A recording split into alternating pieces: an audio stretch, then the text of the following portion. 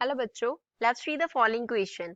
A square loop of side A and resistance capital R is moved in the region of uniform magnetic field capital B, loop remaining completely inside the field with a velocity v through a distance x.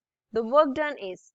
Question में बोला है कि एक loop है, square loop है जिसका side है A, उसका रेजिस्टेंस है R, उसको एक यूनिफॉर्म मैग्नेटिक फील्ड के रीजन में मूव किया है।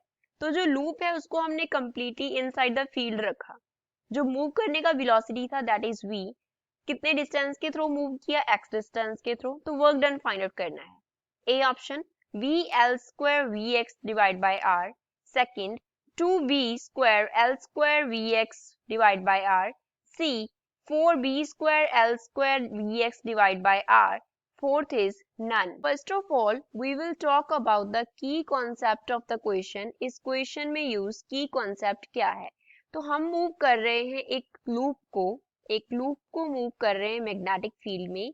तो उसमें जो induced EMF होता है उसका फॉर्मूला देखते हैं।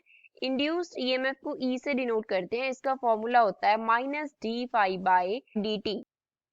कि टाइम के साथ जो मैग्नेटिक फ्लक्स है वो कितना चेंज हो रहा है, rate of change of magnetic flux. Magnetic flux जो है वो टाइम के साथ कितना चेंज हो रहा है that is equals to EMF.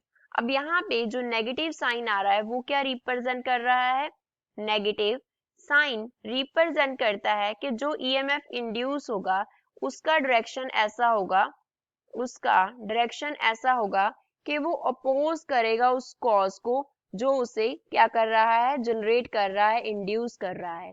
That means अगर फ्लक्स इंक्रीज हो रहा है तो ईएमएफ इंक्रीज को अपोज करेगा, अगर फ्लक्स डिक्रीज हो रहा है तो ईएमएफ डिक्रीज को अपोज करेगा। ईएमएफ हमने लिखा E is equals to minus d phi by d t. जो फाई होती है वो रिप्रेजेंट करती है मैग्नेटिक फील्ड इनटू एरिया को। अब यहाँ पे हमने B डॉट ए लिया तो जो मैग्नेटिक फील्ड है B वो क्या दिया गया है, यूनिफॉर्म दिया गया है। मैग्नेटिक फील्ड यूनिफॉर्म दिया गया है, दैट मीन्स B तो कांस्टेंट है। तो यहाँ से हम क्या लिख सकते हैं, इसको minus B d A by d t लिख सकते हैं। हमने EMF का ये वैल्यू लिखा। अब जो लूप है वो कंप्लीटली इनसाइड द फील्ड है। लूप क्या है, कंप्लीटली इनसाइड द फील्ड है, that means change in area कितना हो रहा है, जीरो। चेंज इन एरिया नहीं अक्कर कर रहा तो चेंज इन एरिया क्या है, जीरो है। अगर चेंज इन एरिया जीरो है that means D A upon D T zero है। तो यहाँ से हम क्या लिख सकते हैं कि जो इंड्यूस्ड ईएमएफ होगा उसका वैल्यू जीरो होगा, कोई भी ईएमएफ इंड्यूस नहीं होगा। अगर कुछ ईएमएफ इंड्यूस नहीं होगा तो जब हम उसको मूव करेंगे तो जो अपोज करने के लिए कोई फोर्स होगा वो वहां पे एक्ट नहीं करेगा, नन, कोई भी अपोजिंग फोर्स वहां पे नहीं होगा।